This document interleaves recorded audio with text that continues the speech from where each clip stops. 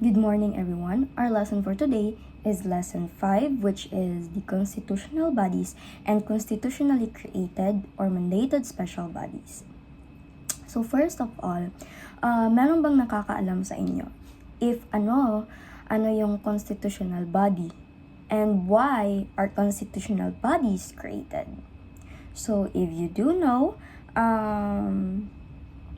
let's proceed this what are the constitutional bodies? So, constitutional bodies are important sa pag-maintain ng checks and balances sa government kasi sila yung mga independent bodies na itinatag ng Philippine Constitution para siguraduhin may accountability and para rin ang governance ay fair and may justice din. Hindi sila under ng mga specific political structures kasi they are independent. And meron din silang mga specific duties na binigay ng Constitution na para makatulong sa effective administration, to protect citizens' right, and also maiwasan yung abuses of power. In short, sila yung nagme-make sure na ang gobyerno ay transparent, accountable, and fair sa lahat. Now, meron tayong mga features ng constitutional commissions. Firstly is, just like what I've said kanina, they are independent kasi naka-embed sila mismo sa constitution mismo. So, hindi sila pwede kontrolin ng Congress kasi nga ginawa sila ng constitution itself, right? So, hindi sila under ng ibang branch kasi may freedom sila to do their job without interference from politics or other powers.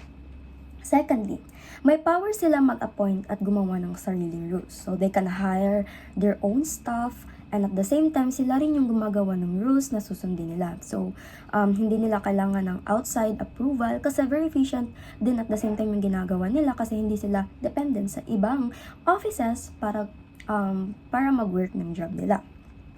Third is, they have the fiscal autonomy and fix ang term ng commissioners. So, meron silang sariling budget and hindi ito pwedeng galawin ng ibang branch din. In short din, hindi sila basta-basta na iba-budget cut ng government. And also, yung fix yung term nila kasi kahit sino pa sa kanila, fix yung term nila, walang sino man ang makakatanggal sa kanila, which protects them from a political interference. Fourth is the salaries nila na hindi pwedeng bawasan habang nasa position sila. So, once naka-appoint na sila, dapat stable na mismo yung sweldo nila, right? So, they don't have to worry about the money stuff and they would just only focus their job only. Fifth, last of the feature ng commissioners is the hindi matatanggal lang sila through impeachment.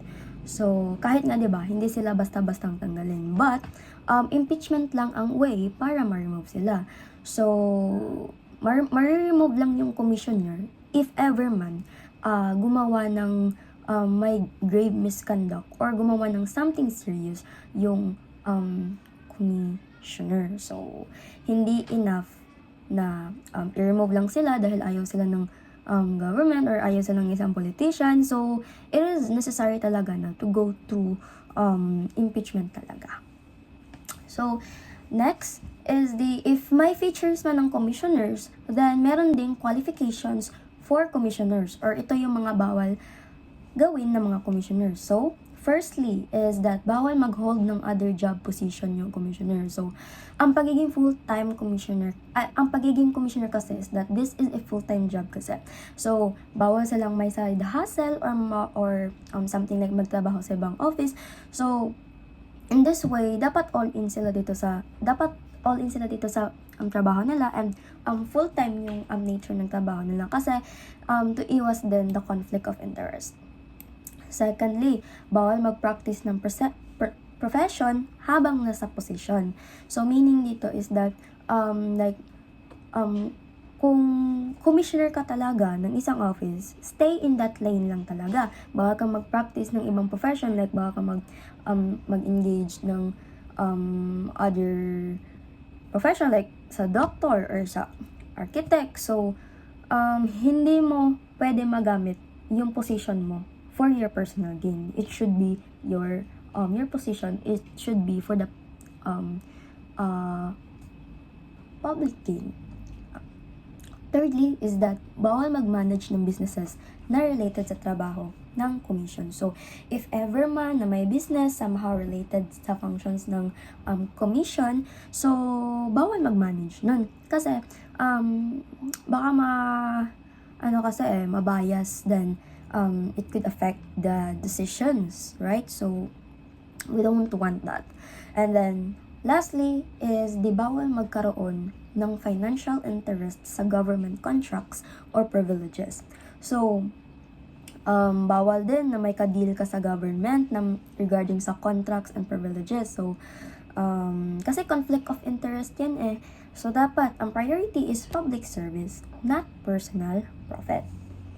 So, let's move on to the common provisions under Section 1 of Article 9 stipulates the establishment of constitutional commissions. We have the main constitutional bodies, which are the Civil Service Commission or CSC, Commission on Elections, COMELEC, or the Commission on Audit or COA. So firstly, the Civil Service Commission. Ano nga ba yung Civil Service Commission or CSC?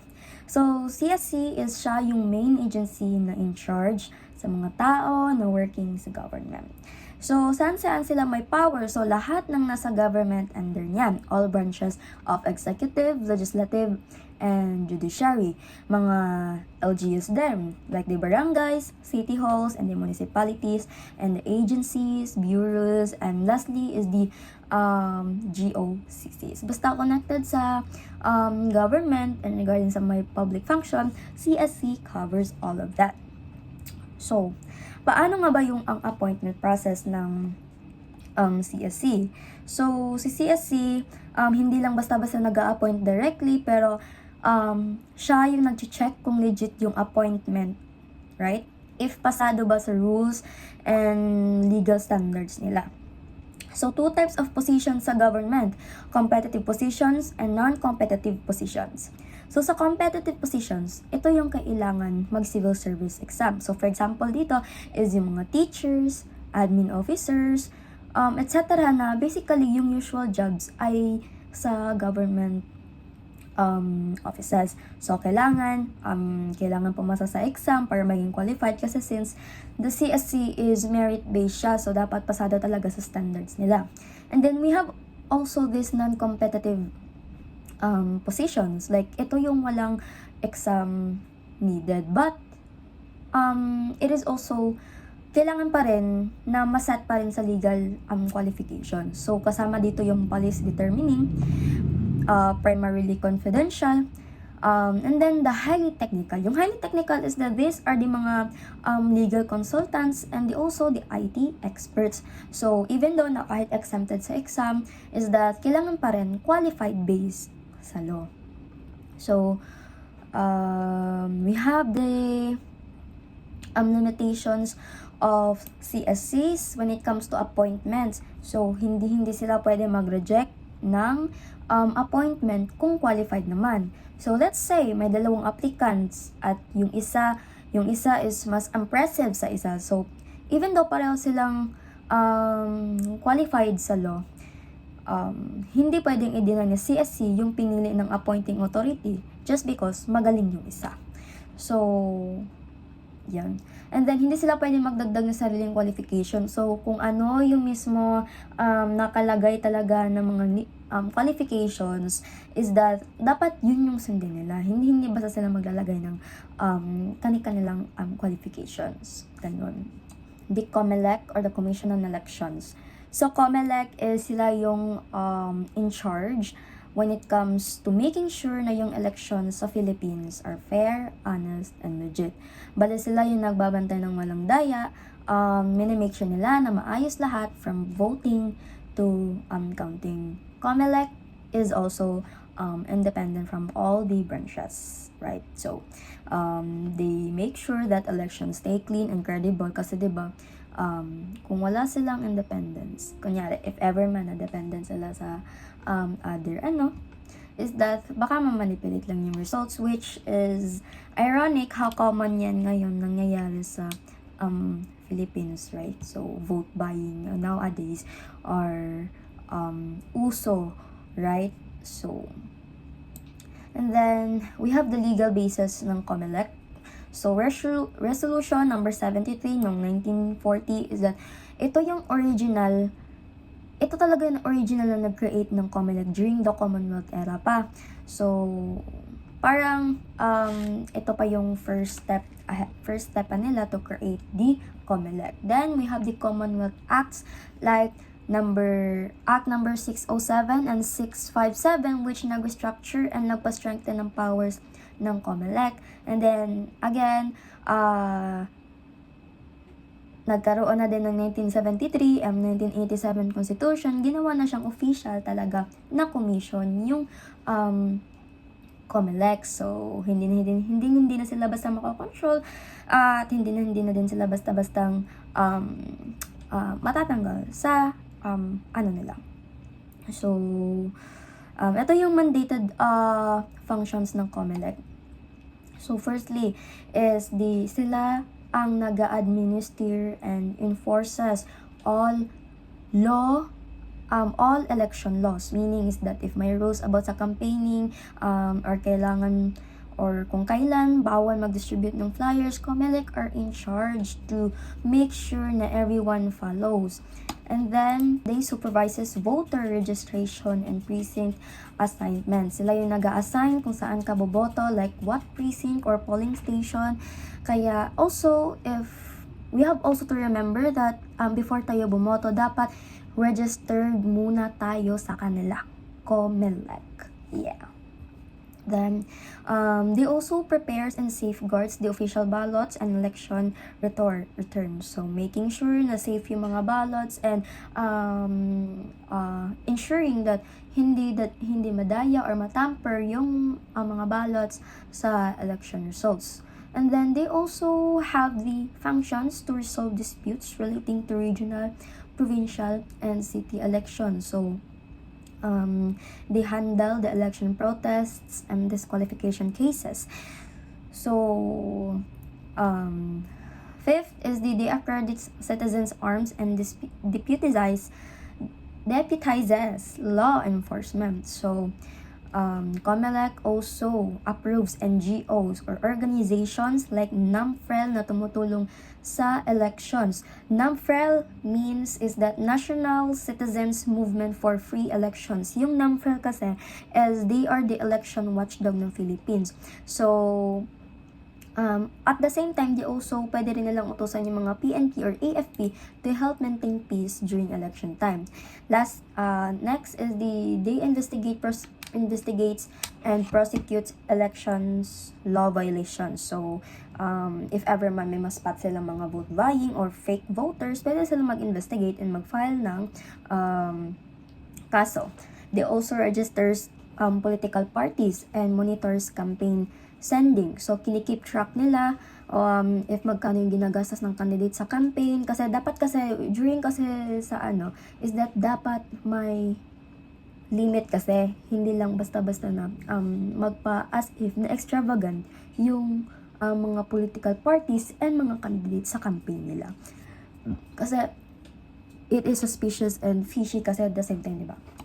Then, they have also the power to recommend electoral reforms to ang Congress. So, sila yung nagbibigay ng mga recommendations sa Congress. And then, lastly is that they submit post-election reports. So, annually, after elections, they create a report kung paano tumakbo yung election, like kung sino yung nanalo. So, they submit this to the President and Congress. Next is the Commission on Audit, COA. So, COA is yan yung pinaka-main auditing body ng government. So, its main role is mag-audit, exam, and settle lahat ng financial transactions ng government. So, basically, they are in charge na siguraduhin na tama at maayos yung pag-manage ng public funds natin. So, and then, we have the scope of authority nila dito. Cover nila lahat ng entities na gumagamit ng government funds, like we have the national government agencies, mga local government units, and we have the government-owned and controlled corporations or the GOCCs. So we have the main functions and duties ng COA dito. So firstly, audit ng government funds. Nagkakandak sila ng financial audits para ma-check kung legit, legal, and order yung transactions ng government. Second is the disallowance of irregular expenses. Meaning, kapag may nakita silang expenses na irregular, unnecessary, extravagant, or illegal, yung COA mismo, merong authority na to disallow it and pwedeng pa-check nila sa official na responsable if tama ba itong tama bang mga allegations na to sa kanila.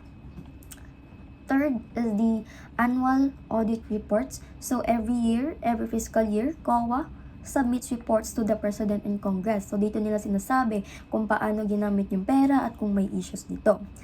Fourth is the audit of revenue expenditures. So hindi lang sila focus sa gastos, pati rin sa income or revenue ng government like taxes and fees. They make sure na tama yung collection at usage.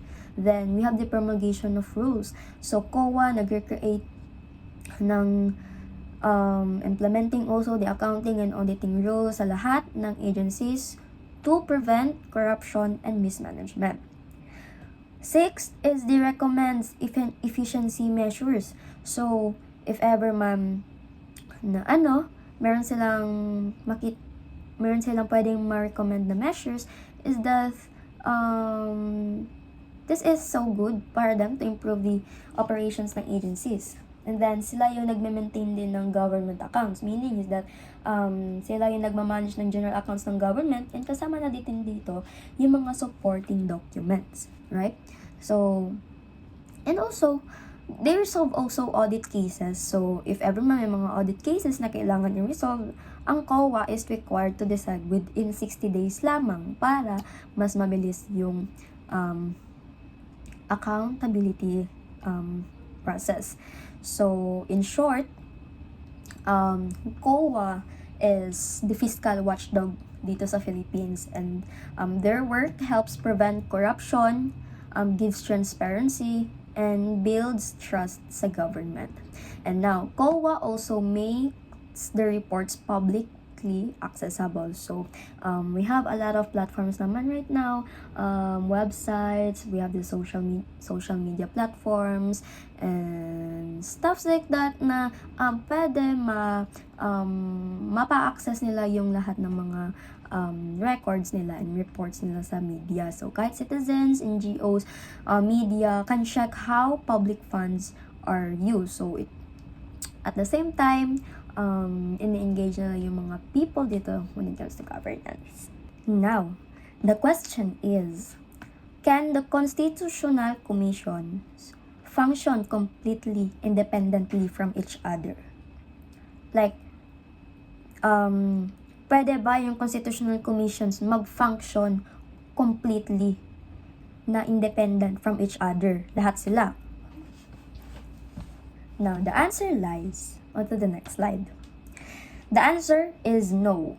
Because, yes, they are independent from each other, pero that doesn't mean na as in totally isolated sa iba. Yes, may sarili silang powers and functions, kahit may kanya-kanya silang roles, right? So, but at the same time, may times talaga na kailangan nilang mag-coordinate sa isa't isa. What's important? What matters here is that hindi nila pwedeng pakialaman yung decision ng isa't isa. So, bawal mag-overstep sa boundaries ang ibang commission. So, it need nila mag-coordinate.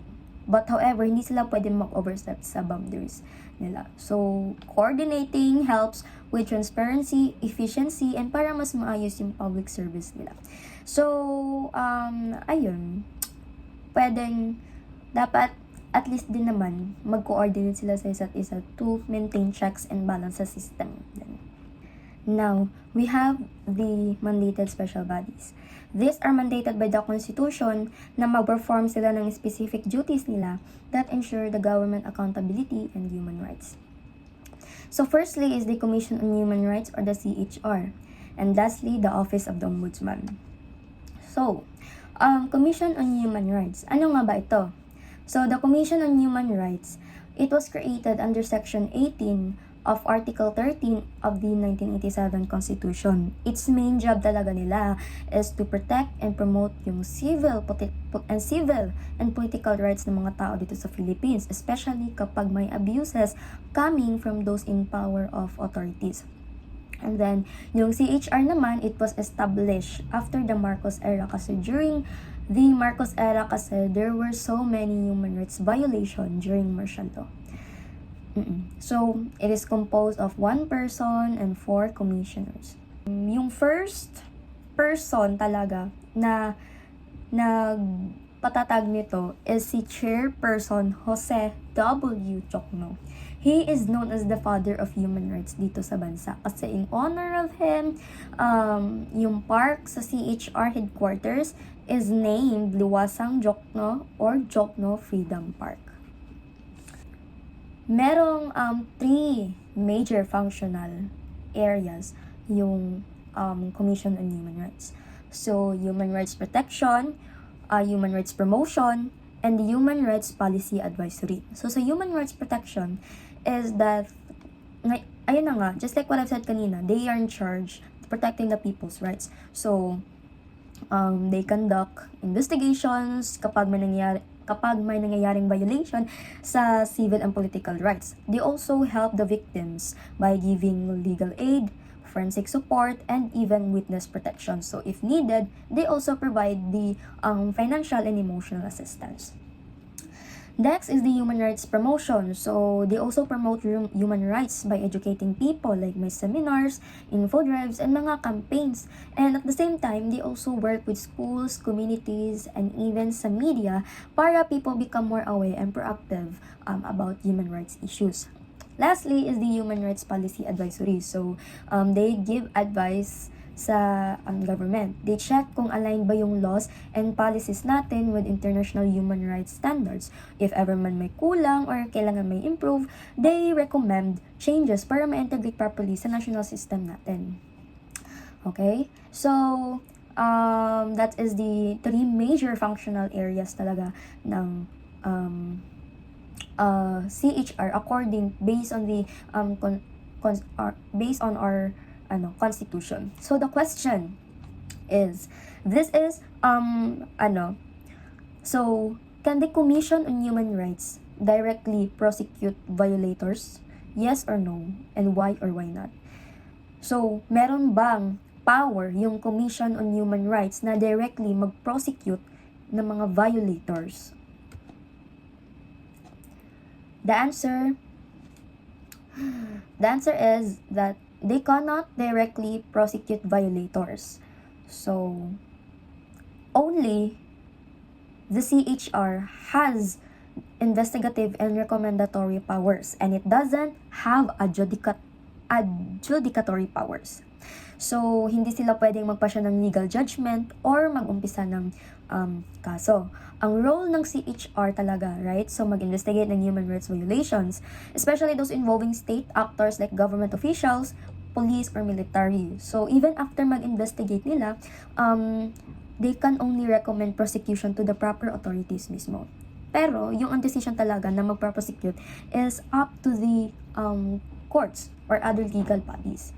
Yan yung ng CHR. They don't have the power to directly prosecute violators, but they only have the power to investigate and recommend powers only. So, ito yung general functions and powers ng Commission on Human Rights talaga, right? So, mag-investigate ng human rights violation na may kinalaman sa civil and political rights.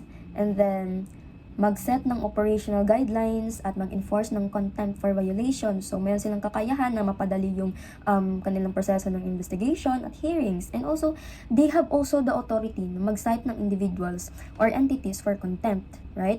So, at the same time, in that way, may compliance yung and integrity yung proceedings.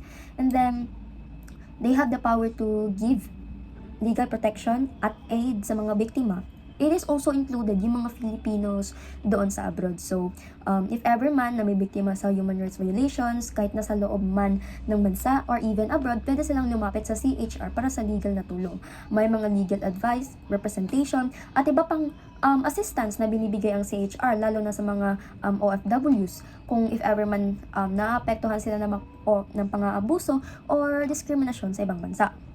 They also monitor mga jail, prisons, and detention facilities. So, regular na binivisit at ini-evaluate ng CHR ang mga jail, prison, mga detention facilities that minimake sure kasi nila that even though kahit detainees na sila, they meron pa rin silang tama pa rin yung trato at naaayon pa rin sa batas. So, kasama na din dito yung pag-check up ng mga overcrowding, torture, mga pagtrato, at iba pang human rights violation. And if ever man may makita silang abuses dito, nagre-recommend sila ng improvements at mag-i-initiate ng investigations dito. So, ayun na nga. And then, they have the power and they have the function na mag-promote ng human rights through research, education, and public information. So, malaking role talaga ni CHR yung when it comes to advocacy at education. So, in that way, mas nagiging aware yung mga tao regarding sa human rights. And then, in that end, nag-research din yung CHR na mag-develop din ng mga policies and strategies na that can help mas mapa-strengthen pa yung human rights dito sa Philippines. So, they also have power na mag-recommend ng legislative at policy measures for human rights at compensation for victims. And meron din silang sila din yung nagmo-monitor sa pag-comply ng government when it comes to international human rights treaties. So, ayun na nga, tinutulungan ng CHR na tiyakin na ang Philippines ay compliant sa mga obligasyon when it comes to international human rights, right? And then, sila din yung nagbibigay ng immunity sa mga witness or whistleblowers na magbibigay ng crucial evidence sa investigators. So, ayun na nga, in this way is that hindi matatakot at protected yung mga witnesses and mga whistleblowers na magsalita ng walang takot, na may kakayahang pumuna ng kanilang ebidensya when it comes some cases. So, ayun na nga. Let's move on to the Office of the Ombudsman. So, Office of the Ombudsman is also known as Tanod Bayan ng Pilipinas, as ito yung constitutional body na may pangunahing task to investigate ng actions or unjust actions ng mga public officials and employees sa government. Hindi lang sa national government, kundi pati na rin sa local government units at GOCCs na sakop ng ombudsman. So, kahit sino na public officer, whether local or national, may jurisdiction yung ombudsman sa kanila, since ang main role ng ombudsman is to make sure na ang government services ay legal, ethical, at efficient. So, the 1987 Constitution gives the Ombudsman its power as a constitutional body under Article 11. The Ombudsman Act of 1989, Republic Act number 6770, is that it defines further yung powers and responsibilities ng ombudsman. Nandito na lahat yung mga nakasaad kung paano sila mag-investigate, magsasampa ng mga kaso, at kung paano sila mag-proceed sa mga violations ng mga public officials.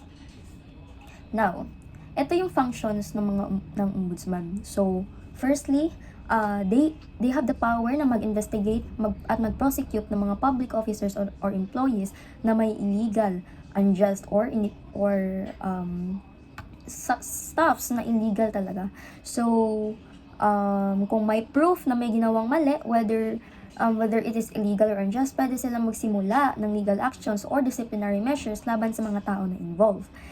Second is that pwede silang mag-direct ng government officers to perform their duties or correct abuses. So, if ever man na may employee na hindi tama yung ginagawa na trabaho or may ginagawang pang-aabuso, pwede mag-direct yung ombudsman na gawin ang kanilang tamang trabaho or itama ang mali na ginagawa nila dito. Like parang consultation, diba? So, yan. And then, they have the power na mag-recommend ng actions tulad ng removal, suspension, persecution ng mga public officers na may kasalanan. So, after ng investigation, they have the power na magtanggal, suspension ng mga public officials na may napatunayang mali. So, in that way, mas napaparusahan nila yung mga hindi nagfa-follow ng rules talaga. And then, they have the power also, or the functions na mag-request ng documents about public funds or properties, and then mag-request ng assistance at information from government agencies. So, kapag kailangan nila ng tulong or somehow information is that pwede nilang hingin sa mga government agencies na matulungan sila mag-investigate. So, they also have publicize the investigations kapag necessary at siguraduhin fair din yung proseso. So, pinapublicize ng ombudsman yung findings nila sa kanilang investigation. So, at the same time, by doing this, mas transparent ang government, and pero syempre, nagiging importante din dito yung pagiging fair sa lahat ng parties na involved. So, dito din, number 7, is ina-identify nila yung causes ng inefficiency at corruption at mag-recommend ng action. So, hindi lamang nila tinitingnan ng mga individual cases, but tinutukoy din nila yung mga root causes ng inefficiency at corruption sa government. So, identifying this is that it helps them na ma-prevent ang corruption, or at the same time ma-reduce, kasi given that politics is truly corrupt talaga, right? Then they have the power then na ang ombudsman mag-administer ng oath sa mga witnesses, mag-issue ng subpoenas, meaning magbigay ng legal na utos na magpapilit sa mga tao or agencies na magbigay ng documents or mag-testify sa isang investigation. And lastly, they check records at para rin sa ibang ebidensya na may kinalaman sa kanilang investigation. So, next is the mag-punish ng contempt based on the rules of court. So, kung may tao na hindi sumusunod or makipagtulungan sa investigation, pwede silang parasahan ng ombudsman. So, in this way kasi, hindi ma-interfere yung investigation and pinoprotektahan din yung process ng kaso. And then, lastly is that mag-delegate ng authority sa deputies or investigators. So, they have the power na mag-delegate sa mga deputies investigators para mag-imbestiga. So, if they want to mas mabilis at mas efficient yung trabaho, they delegate it to the deputies and investigators. So, in short, the office of the ombudsman plays a crucial role making sure that public trust sa government is maintained. So, by investigating corruption, abuse of power, and efficiency, they make sure yung government officials are doing their job properly and fairly. Question time! What happens if isa sa mga employees ng Office of the Ombudsman commits a crime? Who can investigate the officials ng Ombudsman? Can the Ombudsman investigate their own office? The answer lies sa next slide. So the answer is yes. So, it is already mandated naman talaga kasi that lahat ng public officials, including those in their own office, are held accountable and transparent sa kanilang actions. So, kung may employee ang ombudsman na nag-commit ng crime or nagkaroon ng misconduct, the ombudsman itself can investigate its own personnel. Kasi nga, it's part of their mandate sa constitution na mag-imbestiga ng kahit anong public official, pati na yung mga tao sa office nila, to maintain integrity and accountability sa public service. Now, here's the condition if employee or the high-ranking officials. So, now for ordinary employees ng ombudsman, kung may kasalanan sila, yung ombudsman mismo ang nag-iimbestiga. So, they takes care of holding its staff accountable for any wrongdoing, making sure na walang immunity or exception sila. But when it comes naman to high-ranking officials like the ombudsman or the deputy ombudsman, iba na ang proseso. Hindi sila basta-basta in-investigate ng ombudsman. Instead, they fall under the jurisdiction ng Sandigan Bayan or the Supreme Court. Depende kasi yan sa severity or klase ng offense na ginawa nila. So, kung may malalaking kasalanan sila or violations na ginawa, then it needs higher body para mag-imbestiga. So, at least in this way, merong system of checks and balances, right? So, the investigation is more impartial and ensures that merong fairness sa buong process sa pag-investigate. So, meron akong ginawang table as a summary ng mga constitutional bodies, including the key functions and features. So, sa CSC ay siya yung civil service regulations, and basically, yung mga niya is appointments and merit system regarding of the when it comes to entering the job positions ng government. And then, we have the COMELEC, elections oversight, they have own rules and military deputation. And then COA, they financial audit and auditing methods that prevents irregularities ng mga nangyayari sa government offices regarding the public funds. And then CHR, human rights and civil rights protection. So, investigative powers only and no education. And then Ombudsman, aka they are the anti-corruption watchdog. So, prosecutorial power and sandigan bayan access when it comes to people who have committed unjust actions and illegal actions. Public office is a public trust, according to 1987 Philippine Constitution, Article 10, Section 1. The constitutional commissions and constitutionally mandated special bodies serves as pillar in democratic governance. So, yung independence, integrity, and specialized roles are crucial in ensuring transparency, accountability, and protection ng rights ng every Filipino. So, as future public administrators, we are not merely executors of policy or facilitators ng bureaucracy. We are the pillars of hope, defenders of democratic values, protectors of human rights, and champions of accountability.